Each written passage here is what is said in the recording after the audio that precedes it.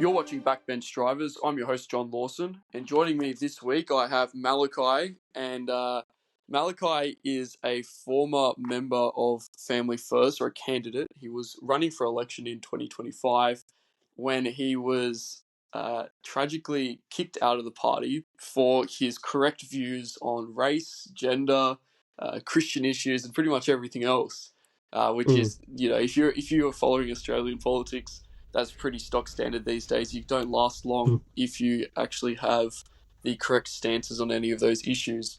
So welcome to the podcast, Malachi. It's an honour to have you. Yeah. Thank you for inviting me. No worries. Thank you for joining us.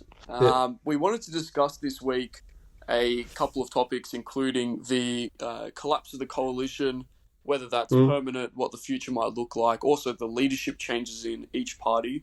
But it would be remiss of me not to ask you to begin with telling your story in politics, what the situation is with Family First, and why they're being so gay. Yeah. Well, I'm Malachi Brogden Hearne. I was the disendorsed Family First candidate for Longman, which are the outer northern suburbs of Brisbane. I was disendorsed. They accepted me as a candidate around February, and I was disendorsed right after the closure of nominations, which means I was still on the ballot.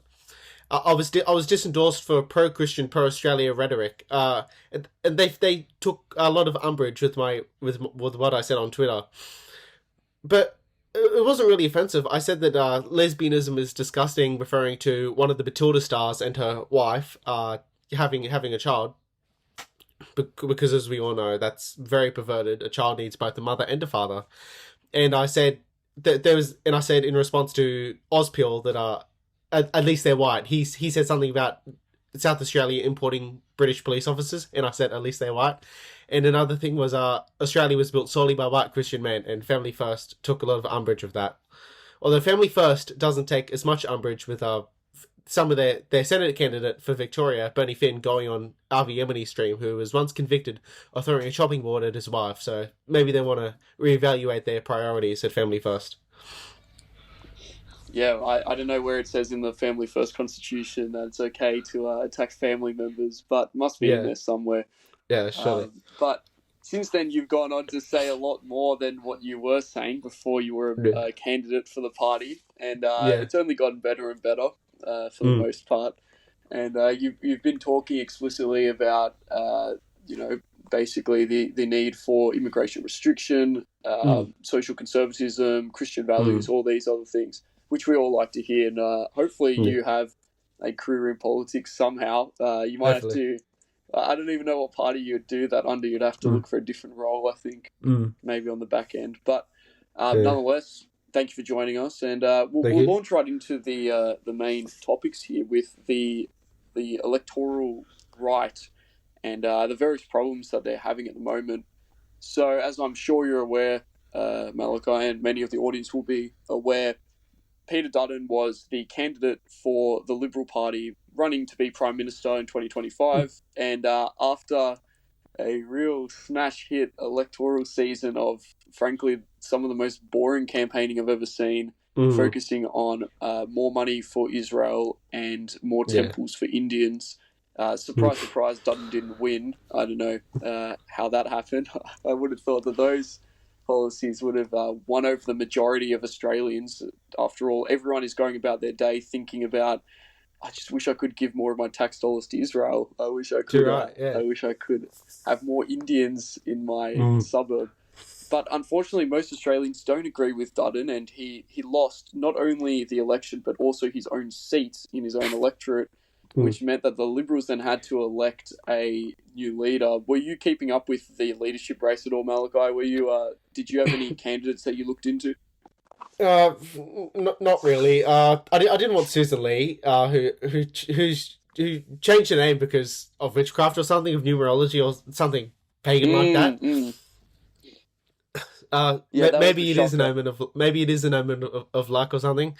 I doubt that though. But I wasn't too invested in the Liberal leadership race. They were probably going to choose some like lefty, because they were going to take the wrong lessons from the election campaign, because Dutton's seen as this far right extremist, even though he's not. Pauline Hanson's not even a far right extremist. Uh, sorry, I lost my train of thought unfortunately. for a second. Um, but I was expecting them to go with some sort of lefty like Susan Lee. I don't know how long she'll stay as the leader for, because like almost immediately the Nationals left the coalition. First time in a very long time that's ever happened. But they're going to need someone that can rally their lost voters around them again. But I don't see that happening in the next term or two. I think Albanese has too much of a lead, and the coalition has just been tarnished so much that it's just like toxic. So they might actually be sensible going with Susan Ley to the next election, knowing they won't win, and they can get rid of her. They can get rid of the lefties. Prove to the lefties that no, the electorate doesn't want you either, and have someone that's strong conservative values. I know my local member Terry Young. He went to my school a couple of times, and he should be the leader.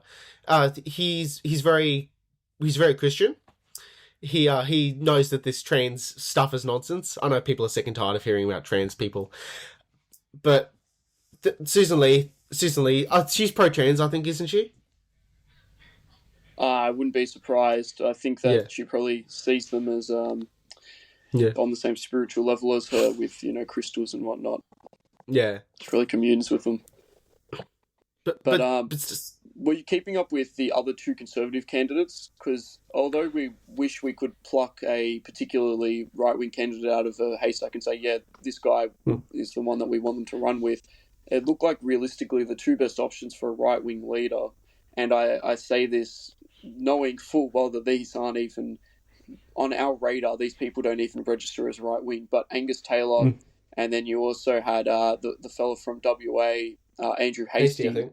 Yeah. And those two seem like the only two Conservative talents that the Liberals actually have. Did you have any affinity for either of them? Do you see any potential? For example, with Ley, right, they say that with the party, they have to have one right-wing leader, one left-wing leader, and they sort of bounce back and forth. Obviously, Morrison was a bit of an exception. He sort of came from his own faction, but obviously you had Turnbull before that, and Dutton this time, Abbott before Turnbull. Anyway, so all of that.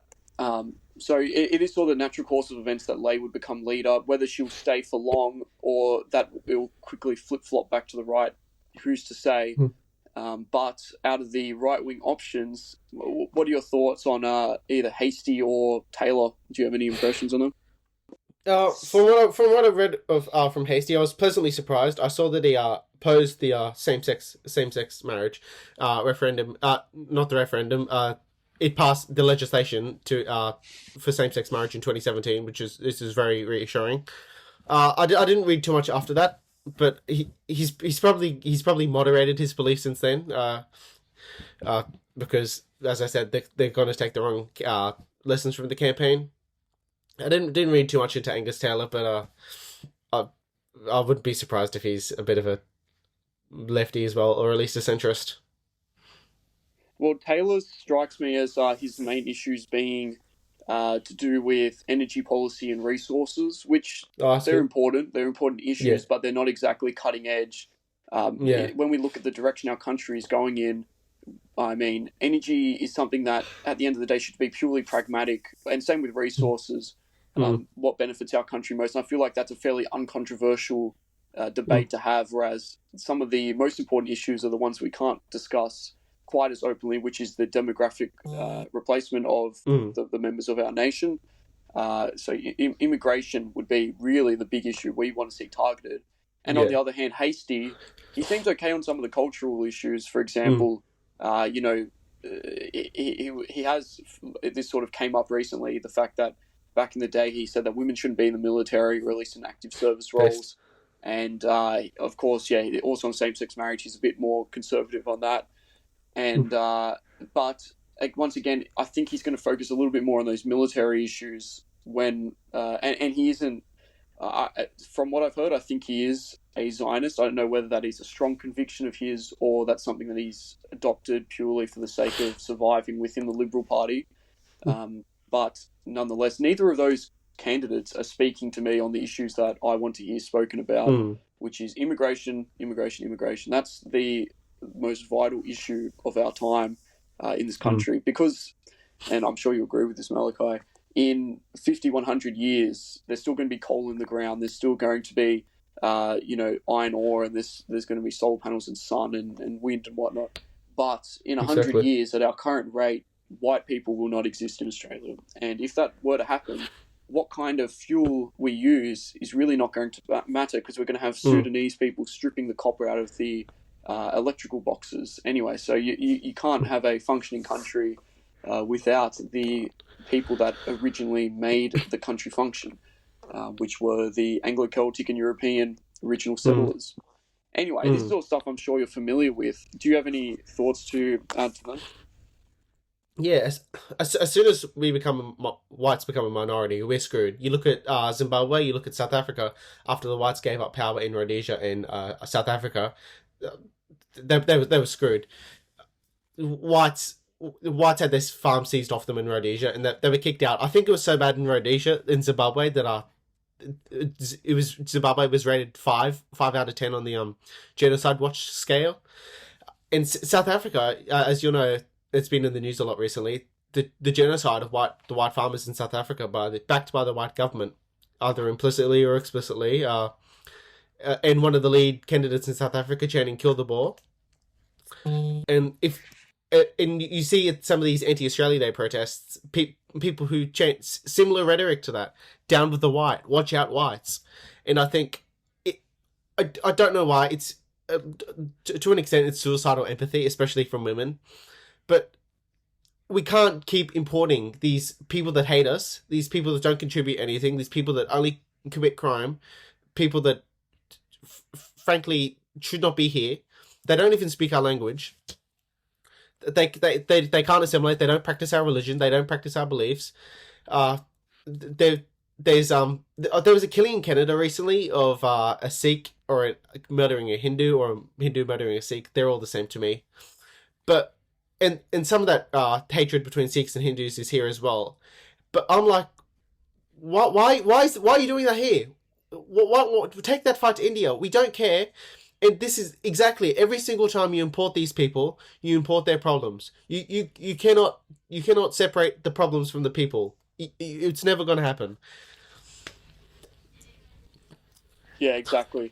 And it's sort of it's referred to often as magic dirt theory, sort of colloquially, the idea that by virtue of living on the soil or on the ground that is Australia, or Western Europe or North America, that you suddenly are capable of running and creating a functioning society. Any population that should be imported there would succeed, which we know is not the case. Like you and I, as people that recognize racial realities, can easily understand that is ludicrous. It was the people themselves that were able to create this society. It was out of their own genius. It was out of their unique traits that what we see around us today was germinated and grew up into. So the idea that you can replace them and have the same or better outcomes is, like we said, completely ridiculous. Even if those people adopt our culture on a superficial level, the question always remains, where did that culture come from? And say in 2 generations of the progenitor of that culture's disappearance, would that culture, which is often defined as food and values and very vague terms, would that even survive when they're being swamped by people from India, from Africa, from China, and the rest of Asia, who have vastly different ideas of how a society should function, of what religion we should follow, how our legal system should work, and with that, it's that numbers game. You can see how our country can so rapidly be lost. But we'll go back to the topic here, because I think that's all important to say. But it's something that that case remains true in any situation. Applying it to modern day Australian politics is sort of where the interesting conversations can occur. So we were looking at, obviously, with the Liberals, the leadership change. You've got Susan Ley in. I also wanted to point out, so we look at Ley, we look at Angus Taylor, we look at Andrew Hastie, and there are probably a couple of other individuals who have put their hat in the ring and think that they're capable of doing the job. Malachi, have you watched The Sopranos? Have you watched the show through? No, I've never watched it. People always praise it, say it's the best television show of all time. Oh, well, it's an excellent show, and I recommend you checking it out. It follows the story of the New Jersey Mafia in the 90s, sort of at the tail end when they were declining into, they're not very profitable anymore. No one's keeping the oath, and it's degenerating. And you start at the start of the show with, it's a bunch of fat Italians sitting around. It's sort of older guys. And by the end of the show, so many have been eliminated by infighting, by other rival gangs killing them off, that the talent pool is so small that they can't even really form a crew anymore. The leadership is totally falling apart. And by the conclusion of the show, the mob is totally dead in New Jersey, pretty much. There'll be probably some warring little crews here and there, but the institution as it existed is completely gone. That's kind of what it looks like with the Liberals and the Nationals at the moment. Nationals maybe have a little bit more intact because they've got their solid seats that they win every single election. But for the Liberals, from inside and out, they've been totally corrupted. They've been eaten away at the point where the three best leadership options, and we could throw Dutton into the mix, the four best leadership options are Peter Dutton, Andrew Hastie, Angus Taylor, Susan Ley, and a couple of other people whose names we don't even really know. The options are so bad that it speaks for itself. You don't even need to really dig into these individuals that deeply to see that they're nothing compared to the kinds of statesmen that we had back at our zenith as a country when we sort of reached the end of the 20th century, when we still retained fairly stable demographics, and we were technologically advanced, we were prosperous, still a pretty Christian country, and even at that stage, things were sort of falling apart. But we look back at Billy Hughes, we look back at Deakin, and you compare them to like who we have today, Susan Ley, and the whole problem is illustrated in that. I'm sure you, being a member of Family First, also saw a bit of that. Do you have any comments on sort of the running down of the talent pool of right-wing politics at all? Yeah, even I wasn't too familiar with many of the liberal leadership options. I was like, who are they going to go with now? Who has the name recognition to take on Albanese? Because they've got nobody. Dutton was their last one, and the rest of their leadership options, they're just like marred. Not everybody knows who they were. At least when Dutton became leader, everybody knew who he was. Even though everybody hated him, everybody knew who he was at least. And you look at Labour. If Labour was decimated, they'd at least still have people that we would recognise. That have Chalmers, that have Burke, that have that clown from Sydney, that the climate energy guy, that have Miles. Whereas as I said, the Liberals, they don't have anybody else with full name recognition left. So they're screwed. Well, the difficulty of building any brand recognition as an individual is sort of illustrated by your situation, where you actually tried to speak out on issues that are relevant, that are gaining a lot of traction on social media, which could potentially bring attention to you. Even if that's a lot of negative attention, probably mainstream media would have lit Family First up. But what they would have done is they would have, if they'd stayed true and not kicked you out, and we can look at this analogous situation with the various Liberal candidates and members who have been kicked out over time, many of whom were, to the right. Obviously, Rennick sort of stands out as an example. If they hadn't kicked them out, they would have been able to fight that battle, the cultural war. The left would have come at them, the mainstream media would have come at them, and then they actually would have had the opportunity to do a little bit of fighting for once, try and change people's minds, assert their case, rather than noticing that the tide was not in their favour, that the majority opinion didn't exactly align with them, and immediately capitulating and saying, "Oh, we've got no chance. We have to totally kick out anyone that's disagreeing with the mainstream consensus." Whereas with you, for example, if Family First had retained you, the whole online right would have lined up behind you, obviously, and also Family First. We would have pulled out our ability to create viral media to help at least increase your margin in the seat where you ran. But instead, they kicked you out, lost any loyalty that they might have had from right-wingers, and I don't think there was very much to begin with, and left themselves all the poorer for it. They didn't gain any votes from the left. That's never going to happen, especially for a minor party. Same case with One Nation. With One Nation, do you sort of have the case against One Nation that you'd like to explain to the audience? Because it's something that's sort of been building popularity these days. Yeah, well, essentially, it's just a cult, for lack of a better word. There's a better word for it, but it's just a party just centered around Pauline Hanson. Pauline Hanson's One Nation. They're not conservative. They abstained or voted for some misinformation bill or something. They didn't even vote against it. They run Indian candidates. They don't advocate for too many social conservative policies. Malcolm Roberts is alright, but Pauline Hanson isn't. I think she kicks. Oh yeah, that Mark Latham, when he said what most men, if they're being honest, truly believe about homosexuality, in response to Alex Greenwich, a gay Sydney MP, they had a tiff, and eventually Mark Latham left. So One Nation's not a bastion of conservatism. It's only slightly to the right of to the coalition. And I see, as soon as Pauline Hanson retires, that the party is going to collapse. But it's possible. I don't know if it'll happen, but Malcolm Roberts may lose his seat. The sixth seat in Queensland is still up for grabs. But as I said, One Nation, it survives only because of Pauline Hanson. As soon as she leaves, One Nation will collapse. But at the same time, if One Nation wasn't just a cult around Pauline Hanson, I believe they would do better if it was just a place for right-wing populism. Yeah, 100%. And the sad part is that One Nation began with so much potential.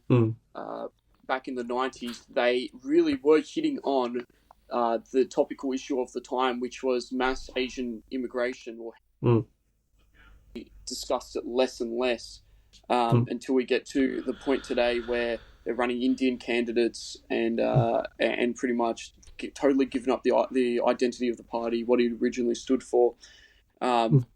Hanson herself is she hasn't spoken on actual hard-hitting issues in decades now, it feels like.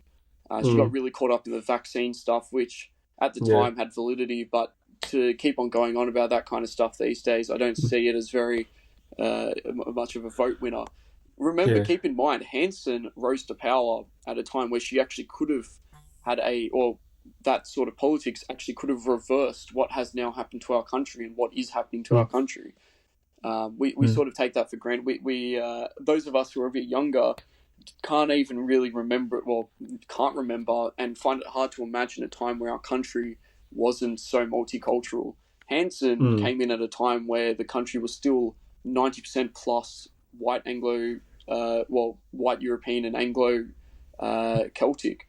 So she actually could have, if she'd retained that issue as at the forefront of the party's motivation for existing, if she'd retained the idea of stopping mass Asian immigration, she could have actually sort of halted things if people had caught on to that idea, and they would have. The thing is, she made that case, and she's only been proven correct since. Yeah. And yet she's abandoned that to talk about more moderate issues. But yeah, no. Did you want to add anything onto that? Yeah, I don't remember if Pauline Hanson ever mentioned immigration in the campaign, despite the fact that Australia has had record immigration since the last election. One year there was like at least 500,000 net immigrants into this country, and Hanson barely, if at all, mentioned immigration. That's where she got her start, protesting immigration.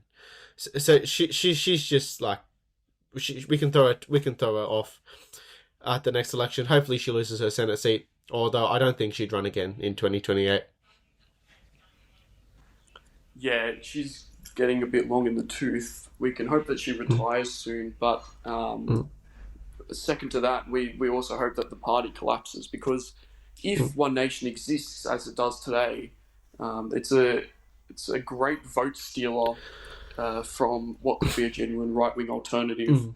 And the closest thing I see to that at the moment is Rennick, who has probably has lost his Senate seat as a result of having to run against so many right-wing candidates in Queensland. Probably.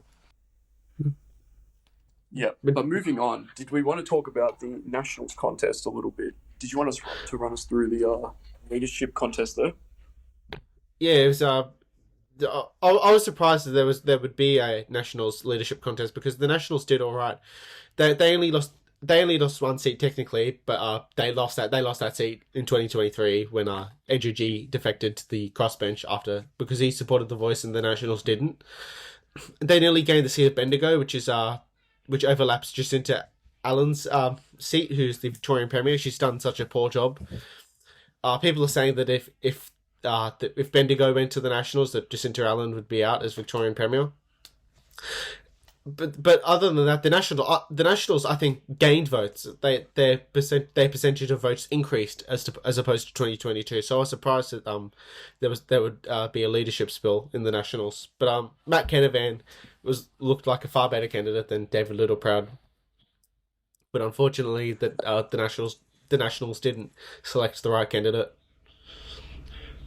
And that's the thing, right? For us, from our perspective as people that are concerned with the national question, nationalists, Canavan probably would not have been to our advantage, because he would have been sufficiently right-wing to attract a lot of votes from people that might otherwise be interested in our politics, and really direct them into a sort of a pointless place, which is the same old conservatard politics that we've seen for so many years now.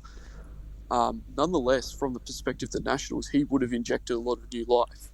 He would have been a guy that I said it on my Twitter or my X that he sort of is the most conservatard figure in centre-right politics at the moment. In that he sort of knows how to talk to that sort of using that CPAC sort of language, talking about things that sound right-wing without really going into it with a lot of substance. So we can sort of be thankful that he didn't win, because I do think that he would have slowed the ascent of a better individual who could actually speak on issues of relevance. Nonetheless, from the Nationals' perspective, that they couldn't recognise that talent and elevate him to a leadership position should say a lot about them, that they're not even serving their goal at this point of appearing to be right-wing, while in reality serving very... to be honest, the Nationals sort of exist to serve the financial interests of the biggest businesses out in the regions. And I think that's recognised by most voters. They're constantly looking for an alternative rural party to vote for. Obviously, Hatter is a perfect example of this. But in New South Wales, there was the Shooter Fishers as well, who had a brief flash of success when they looked like they had something going for them before sort of falling apart. To me, it looks like that anyone in the regions is looking for a genuine alternative. And fortunately for us, but unfortunately for the Nationals, they reselected Littleproud, who is a very milquetoast candidate, very soft on the issues that we care about. Do you have any impressions, Dad? Not really. That's all right. Have you... this is sort of a shameless plug, kind of, but are you familiar with David, I think his name's Lambini, of the Riverina State Project? I saw something on your Twitter about the Riverina State Project. I wasn't too familiar. I'm not too familiar with the David you mentioned, though. Yeah, so he's the one that's running the sort of idea, which is to create some, or at least one extra state, taking some of the rural electorates from top of Victoria, inland Victoria and inland New South Wales, and forming a Riverina state, which would have its own sort of city that they would have to develop inside. And the point of that would be to have parties within that state in the same way that any other state has Labour and Liberal or whatever. You would then have the sort of right wing and left wing within that new state, but it would be something that focuses more on the interests of the people living out there. And that's an idea which has really captivated me, because it's sort of looking at the problems that we face and presenting pretty unconventional solutions which could have a far greater impact than the sort of things that we see the normal conservative leaders speaking about. He's actually looking at how we can solve things from a systematic perspective. How we could, without saying this is a silver bullet that will fix everything, it will simply mean that the regions get a lot more focus from the political leaders that are supposed to represent them. That'll be 12 extra Senate seats for them.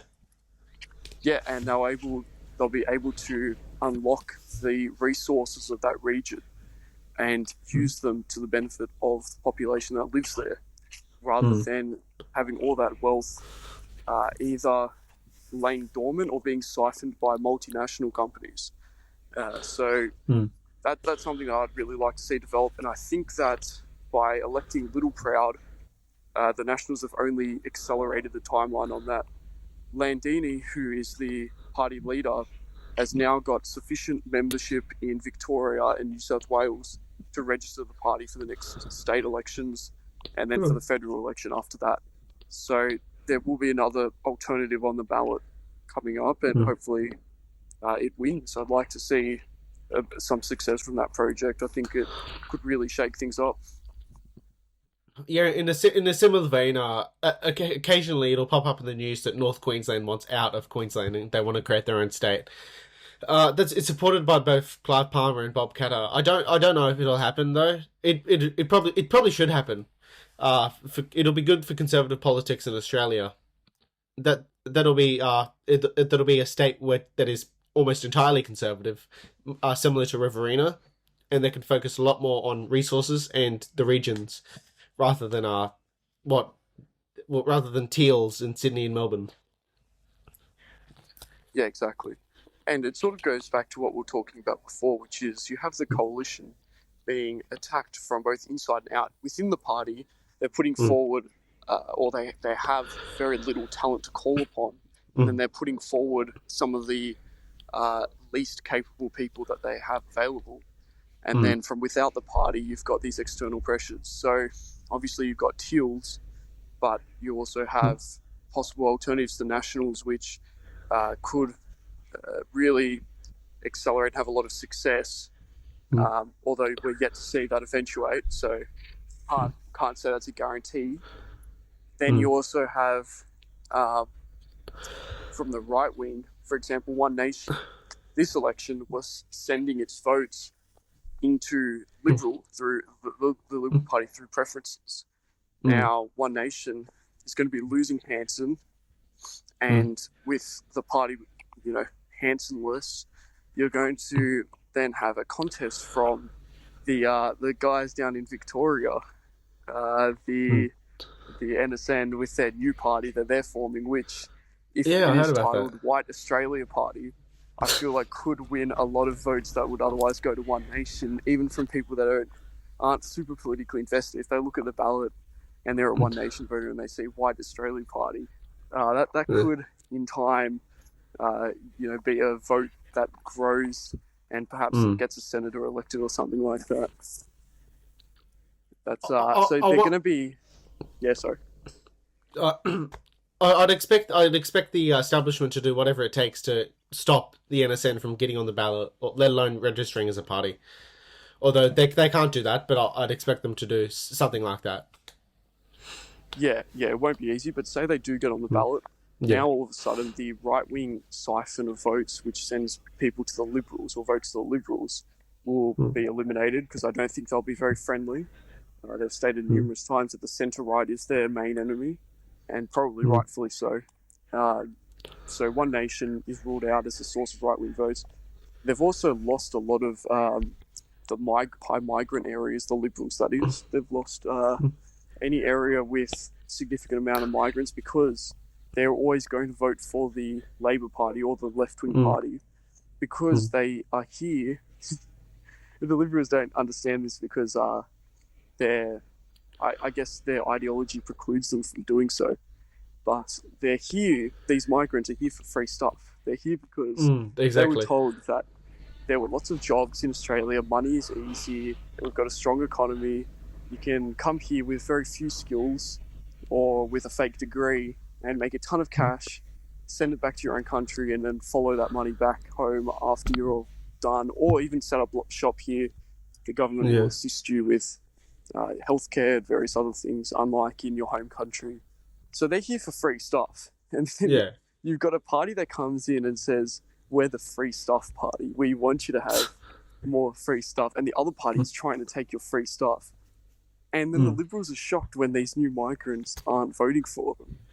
I think that should have been pretty understandable, but nonetheless, the Liberals have this delusion that a lot of, for example, Muslims or socially conservative migrants, such as Sikhs or something like that, are going to vote for them as the conservative option, which is just delusional. You mentioned it a bit at the start.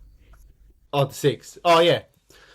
They're never going to get it. If you look at a map of the 2017 same-sex marriage postal plebiscite, you'll see that the majority of electors that voted no were Western Sydney, which are very socially conservative, and that in most, if not all of them, are held by Labor.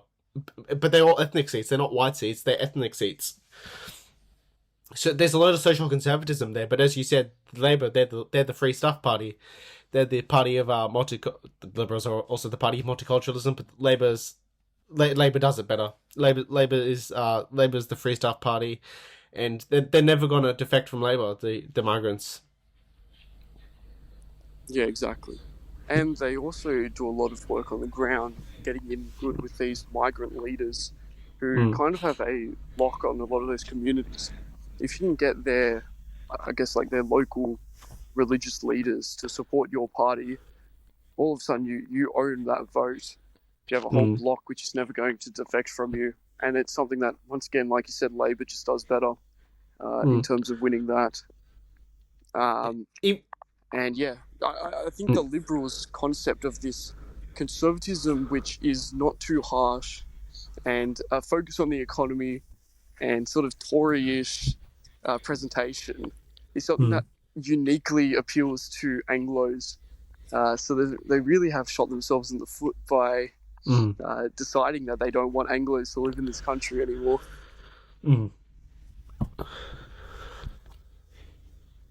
For example, Labor, right? They're the party of the workers.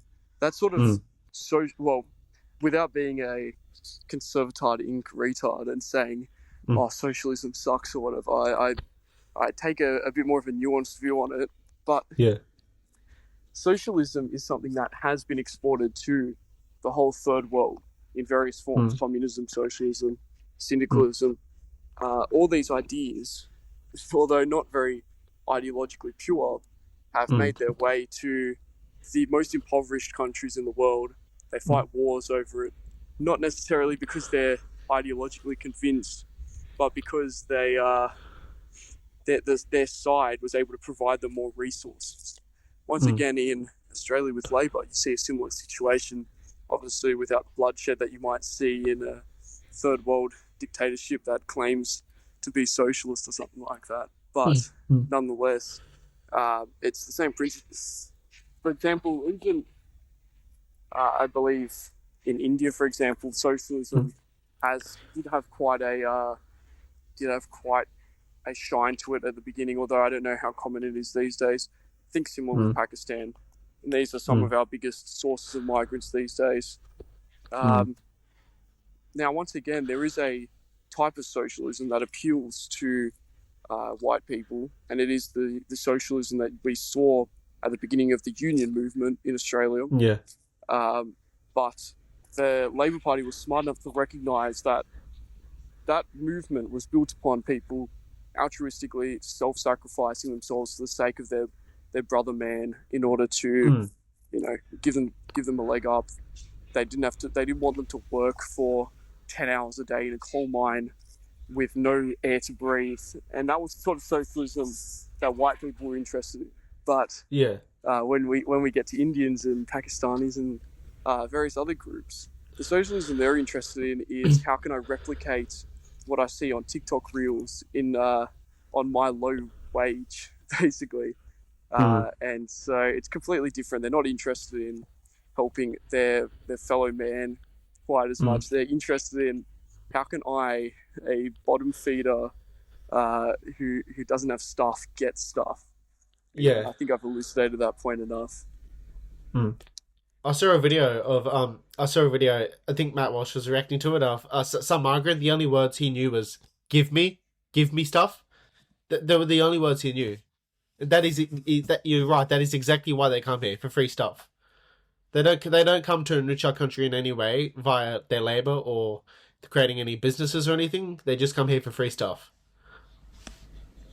We're the only ones, well, not us, but white people are the only ones deluded enough to believe, or the left-wing white people, centre-right white people, to think, oh yeah, they're coming here because they believe in our values. They want to become Australians.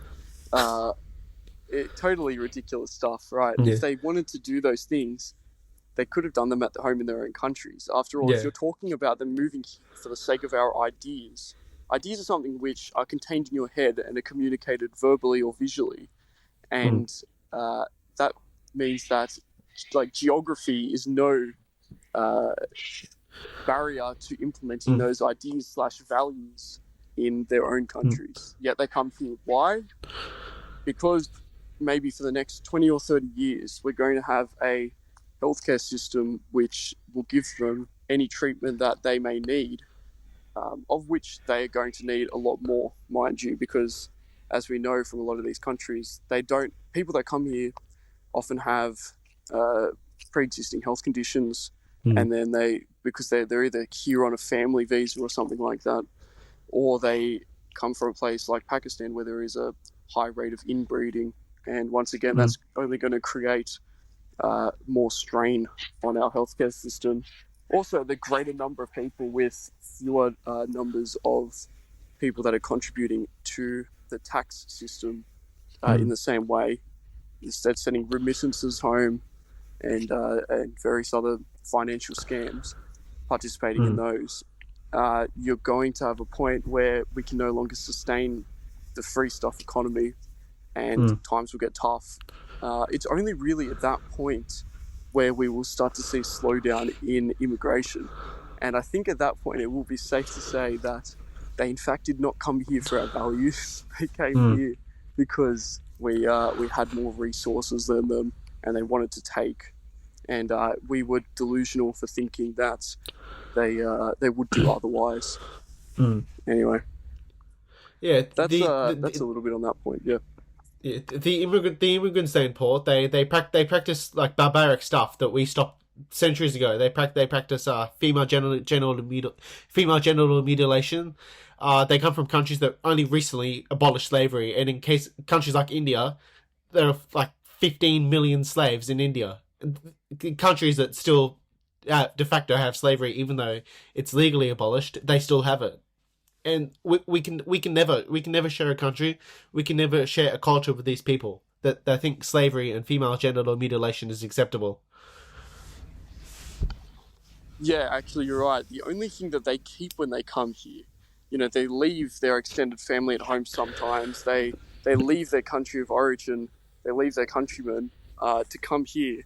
But the only thing that they do keep is their beliefs and practices from their home country. They'll retain Islam, or they'll retain Hinduism, various other cultural practices. You'll see them at out in the city marching for Palestine or Israel or whatever their country of choice is, and that's the only thing they retain. Meanwhile, they want to accept all the benefits of living in Australia, which was created by people that had wholly different ideas and values and practices. But anyway, that's we've gone into that quite a bit. Exactly. Did we want to talk about the what a post-coalition future might look like in Australia. Yeah. Because after all, we've had the split in the coalition. What's your take on that? Do you think it's permanent? Nah, the Nationals, they're probably just gonna. It's probably just for leverage. And there's talks that they'll unite again soon. They'll probably unite again soon. I heard that the Liberals are accepting all the Nationals' demands. So, within a couple of weeks, and definitely by the next election, they'll be together again. But it'd be somewhat of a smart move for the Nationals to keep the coalition like separated, and then have the Nationals run in all the seats as like, a socially conservative alternative, and then if the Liberals and Nationals do get combined more seats than Labor, then they can form a coalition, and the Nationals can have more demands and more leverage in that coalition rather than the what existed prior to the coalition split like this week. Yeah, no, exactly. That's pretty much it. It is just a ploy. I mean, whether that's a negotiating ploy or a media tactic, I think pretty much everyone foresees them rejoining before the election. It'd be pretty delusional to do otherwise, because like either party is completely incapable of forming government without the other. So necessity require it, if nothing else. But in the short term, or, medium to short term, I see Labor completely dominating for probably another 2 election cycles as a result of all of this. And if that is the case, you're not going to see a lot of talent being attracted to the Liberals. But what you might see is a bit of an internal shake-up where because anyone that was there just for career purposes, because they wanted to have their name be repeated in the media, they may decide that it's not worth the hassle. The Liberal Party will never be elected. And so all that may be left is more committed right-wing elements. But that's only speculation once again. We can hope. But I don't know. It's at this point, none of it is looking good for the centre-right.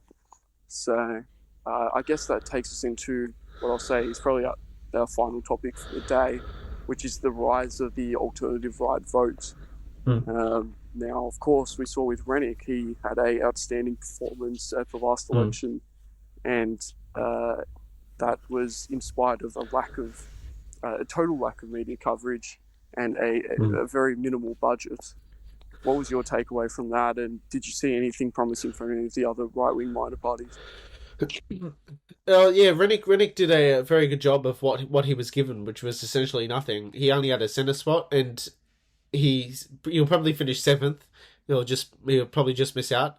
But he did a very good job. I preferenced him first on the Senate ballot in Queensland.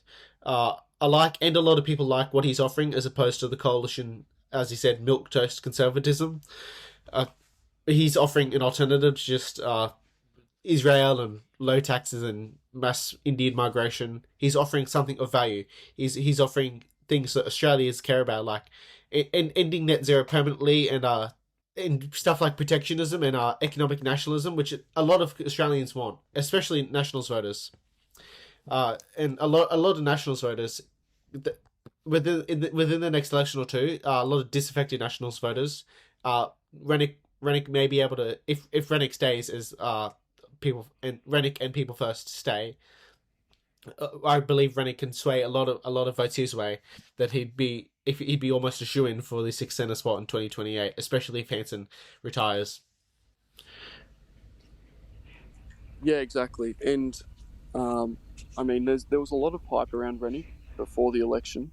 I think that was driven by a smaller group, which I don't know if they were working directly for Rennick or they were doing that independently, because they really did think that he was a great alternative, which he is, which I agree with. But I think we can all agree that he is not 100% on all of the issues that we'd like. For example, he's not. He hasn't talked about the demographic problems of immigration, not directly, hasn't said anything about white people, which I'll get to in a moment. He's not a Christian, to my knowledge. Oh, he's not? And I thought he was. Not to my knowledge. I might be wrong. I'm happy to be corrected. I'd prefer if he was, but I don't think he is. And in terms of his stance, for example, on foreign intrusions into our country, with obviously the most obvious being is calling out the caravan as being a Mossad invention, the caravan, the supposed plot to attack Jewish Australians. It turned out to be quite a setup, probably orchestrated by Mossad. Rennie called that out, so did Latham. Yeah, that's good, yeah. And so, with that being the case, he still hasn't exactly said as a blanket statement that he wants all foreign interests out of Australian politics. He hasn't said that, for example, we should cut ties with Israel or anything like that.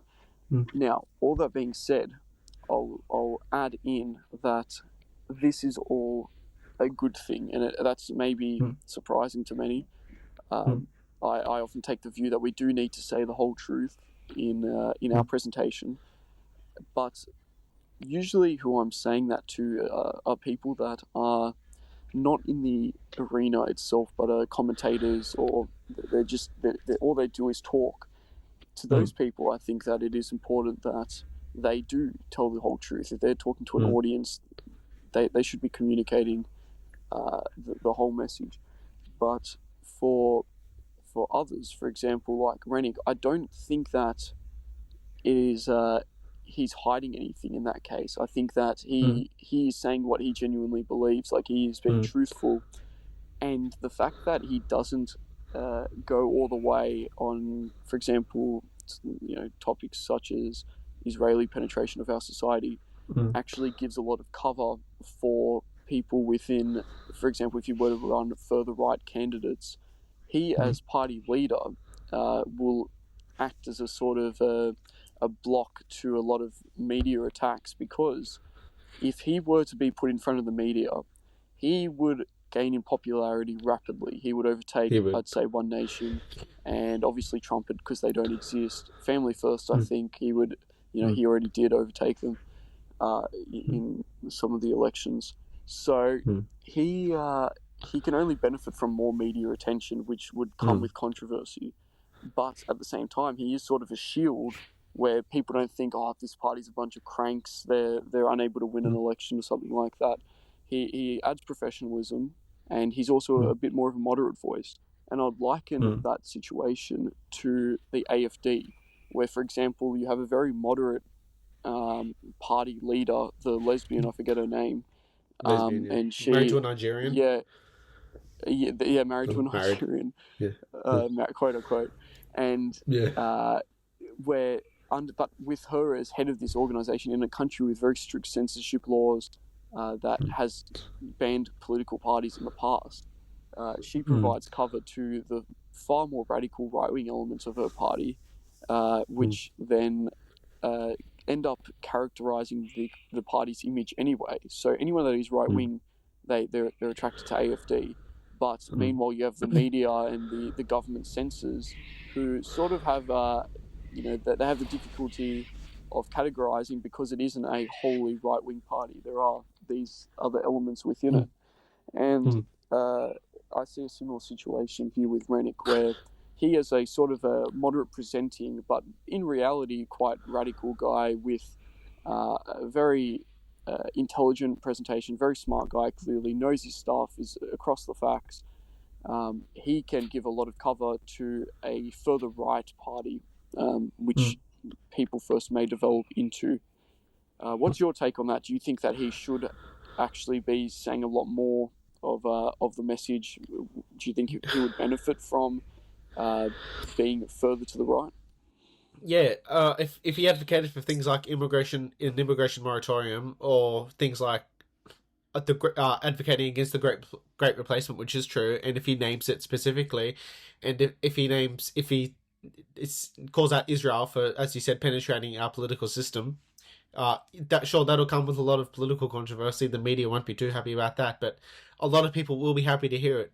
they'd love, a lot of people would love to hear somebody, especially in politics of high in politics, speaking out against the very important issues, the most important issues, is Israel infiltrating Australia and the Great Replacement. So he needs to go more to the right, because Rennick probably is most likely not going to get the Green communist voters. Not all of them are communists, but those people. He's not going to get those voters. He can. A lot of the trade unionists, they write to me, if he can appeal to the trade unions, he can get a lot of their vote, because they only vote for Labor because the trade unions tell them to. But a lot of them are socially conservative, the white trade unionists. If you can advocate for protections for the white Australian workers, as the Labor Party originally did, they were the ones who introduced the White Australia policy.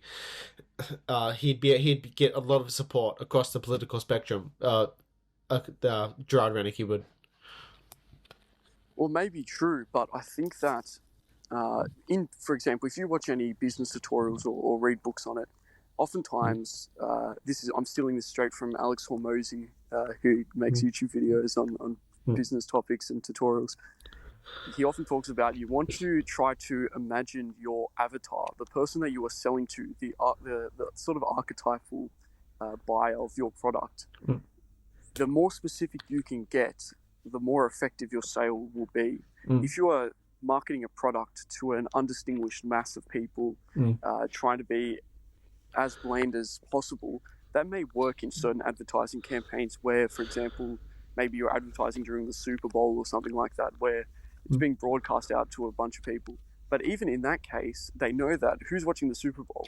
Well, it's going to be generally slightly more conservative people, because they like watching football. That's more of a working class thing, or you know what I mean. It's not going to be the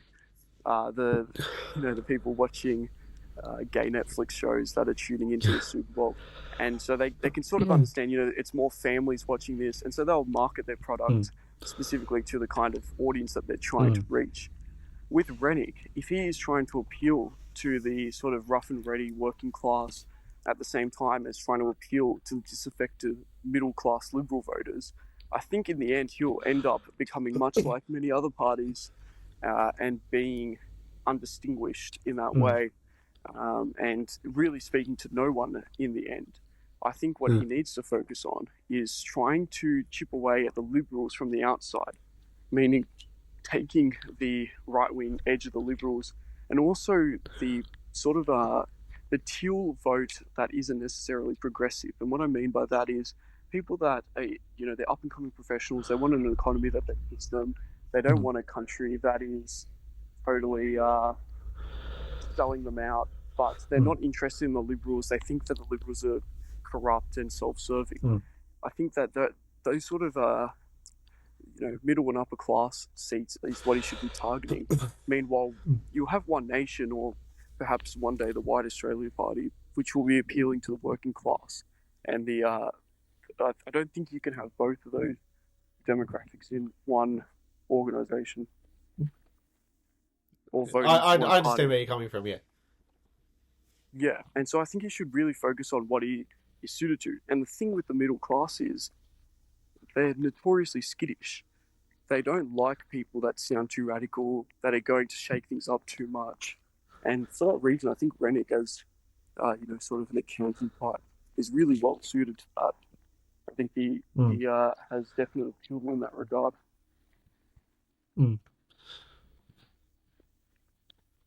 But what do you think? Do you think that he would benefit? Do you think it is possible to incorporate those two demographics into the one party? Because you did mention, Labor did introduce the White Australia policy legislation back at Federation, but it was also adopted by other parties, and it got to a point where you had the free traders, you had the protectionists, you had Labor, all supporting White Australia, all winning votes from different parts of the population.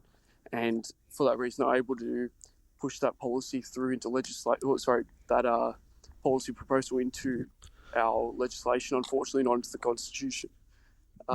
So, I think that Rennick is best suited to focusing on a core demographic, a sort of like I said before, with the business situation, looking for that avatar of the voter or the party member that you'd like to appeal to, and really trying to go for them rather than trying to be an everyman to everybody, and for that reason, not really winning the trust of any poor demographic. Yeah, you're probably right, but I wonder if Rennick's not. Oh, so, when I was just got blocked. I wonder if in the next 10, 20 years, if Rennick's not successful, and that'll probably provide a platform for somebody more radical that can bring together all these opposing voting blocks together for the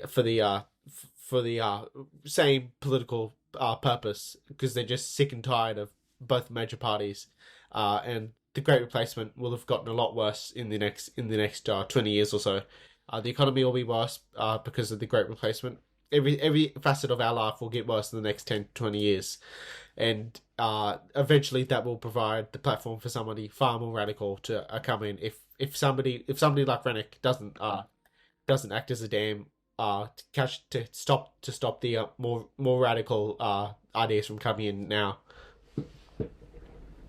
No, that's a good point. It will be sort of a more radical party that does appeal to multiple demographics, or you could say the one demographic of white Australians, no matter their class. It will be brought about through circumstances changing.